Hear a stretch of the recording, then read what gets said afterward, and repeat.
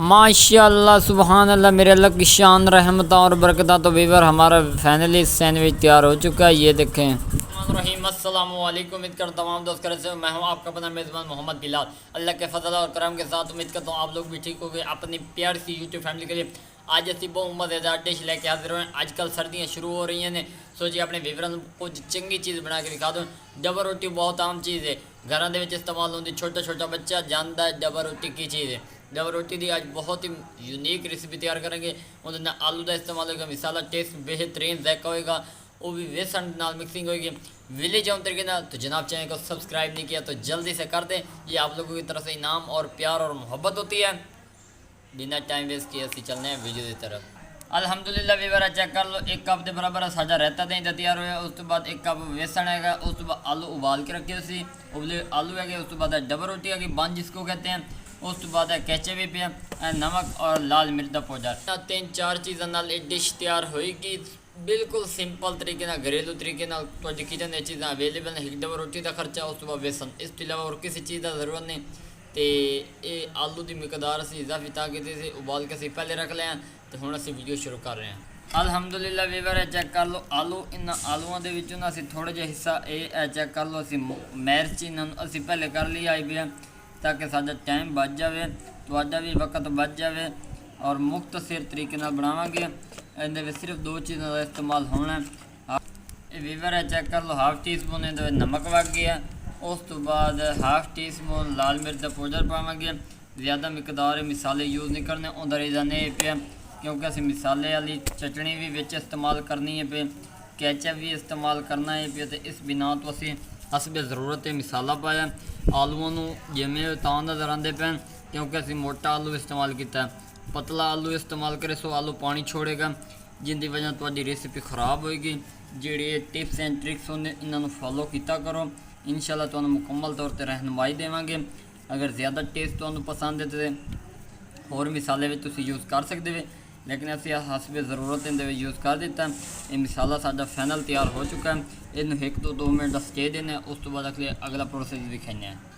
Weaver ये check कर लो असी मिसाला साइड पर कर दिता। इस बर्तन के असी बेसन पेंदे पे हैं। ये चेक कर लो 1 कप के बराबर असी बेसन ऐड किया है पे। इस बेसन अच्छी तरह भोर लेने। वीवर इहदे कोई गुठली वगैरह रह ना जाए तो हम असी पानी पेंदे पे। बिस्मिल्लाह रहमान रहीम। ये चेक कर लो वीवर चेक कर लो असी जरदा कलर थोड़ा जहा पा दिता, मज़ीद कलर और खूबसूरती का सारी खूबसूरती मैटर कर दी है भाई। तरीक़ेकार सारे फॉलो करने पेंदे। वेसन का की है, वेसन का तो रंग ही कोई नहीं एडा, ये तुहानूं भी पता। तो साडी कोशिश ये आई पे कि इहदे थोड़ा बहुत कलर होना चाहिए। ये चेक कर लो बैटर तुहाडा ज़्यादा गाढ़ा भी नहीं होना चाहिए और ज़्यादा पतला भी नहीं होना चाहिए। मिकदार तुहाडे सामने असी तैयार कर रहे हैं, कोई इहदे और लुकावन वाली गल कोई नहीं। ये चेक कर लो बैटर फाइनली साडा जिहड़ा वो तैयार हो चुका है। बिल्कुल सिंपल और आसान तरीके नाल तैयार किया। ये वीवर चेक कर लो जो बंद उत्ते लगना ना तो पतला ज़्यादा करे सो तो छोड़ दे सी, जे अगर गाढ़ा उसी ना इस कंडीशन इं समझो कि नाल चिंबड़िया रस है। ये हुण हो चुका है। हुण साइड तक करने, अगला प्रोसेस असी शुरू करने।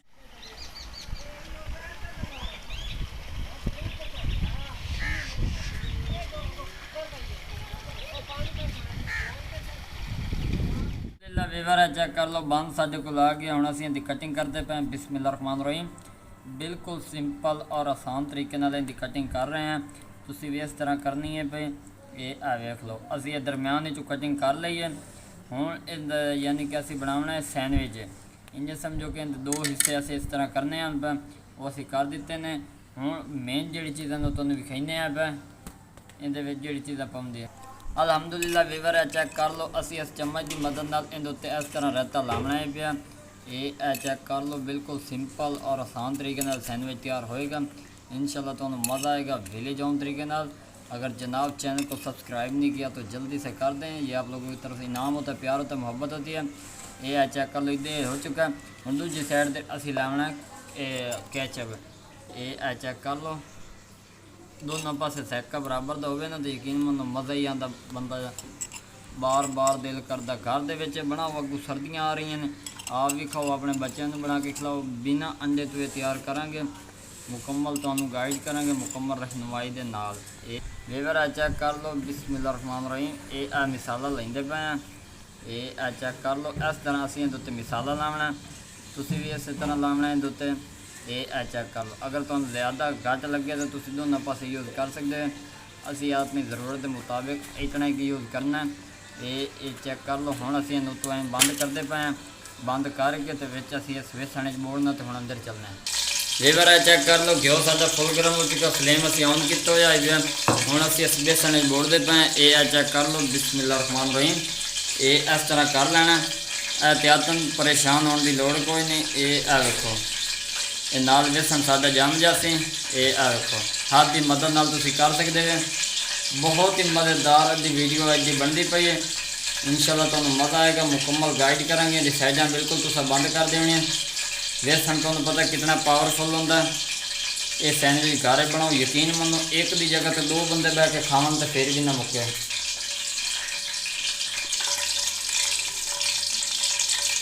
वीवर चेक कर लो। हुण असीं ये कम ऑयल इस्तेमाल किया क्योंकि इहदे विच ज़्यादा ऑयल की जरूरत नहीं। बिस्मिल्लाहिर्रहमानिर्रहीम। ये आ चेक कर लो, असीं इहदे विच रख दिता। हुण इहदी अच्छी तरह पकाई करें एक साइड दी, तो फिर तुहानूं विखाइने। फ्लेम तुसीं हाई नहीं रखना, नॉर्मल रखना। इंशाल्लाह तुहानूं मज़ा आएगा। अल्हम्दुलिल्लाह वीवर आ चेक कर लो, एक साइड लगता है इहदी पक गई है। असीं हुणे दी दूजी साइड चेंज करते पे, नाल चम्मच का इस्तेमाल करेंगे। ये आ चेक कर लो बिस्मिल्लाहिर्रहमानिर्रहीम। अल्हम्दुलिल्लाह अल्हम्दुलिल्लाह। वीवर आ चेक कर लो, लो टू मीडियम आँच ते असीं पका रहे हैं, ज़्यादा नहीं पकाना क्योंकि तलू जो ब्रैड है साडा सड़ ना जाए। नॉर्मल होंदा तुहानूं पता, तो घी का इस्तेमाल असीं ज़रूरत के मुताबिक किया। इंशाल्लाह इहदी एक साइड पक गई, दूजी साइड पकाईने तो फिर विखाईने। गोल्डन कलर सब तो ज़्यादा सानूं पसंद है और बहुत ही क्रिस्पी की लुक नज़र आती पई।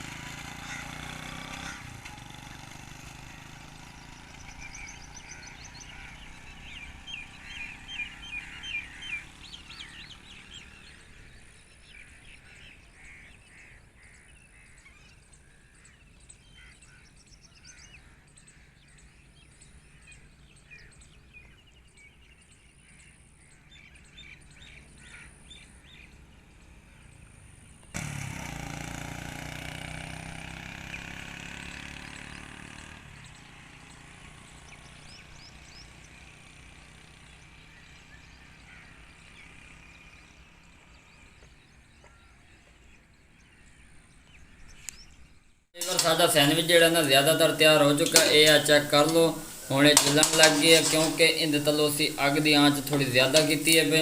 लेकिन परेशानी वाली गल कोई नहीं, फ्लेम हुण असीं तलों बंद कर दिता। इहदी साइडां असीं अच्छी तरह पका लईआं ने ते हुण असीं उतार के तो फिर अपने वीवरां नूं विखाने। अल्हम्दुलिल्लाह अल्हम्दुलिल्लाह। वीवर आ चेक कर लो, फाइनली साडा जिहड़ा ना वो जिहड़ा सैंडविच तुहानूं असीं आखिआ तैयार हो चुका। बिस्मिल्लाहिर्रहमानिर्रहीम।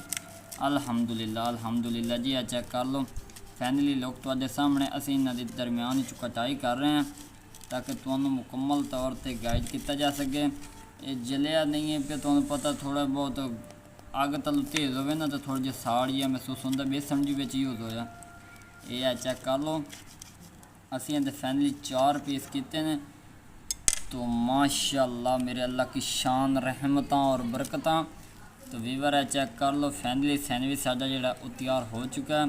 बहुत ही क्रिस्पी और मज़ेदार इनकी लुक नज़र आती पई है।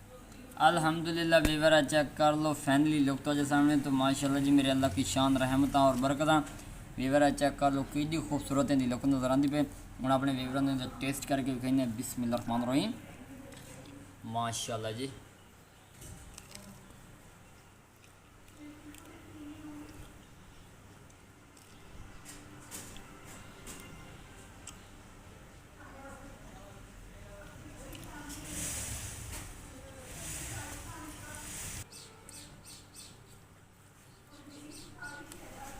अल्हम्दुलिल्लाह अल्हम्दुलिल्लाह वीवर बहुत मज़ेदार क्रिस्पी साडा सैंडविच तैयार होया। विधि चौन तरीके नाल अगर वीडियो पसंद आए तो जनाब चैनल को सब्सक्राइब लाइक शेयर जरूर कर देना।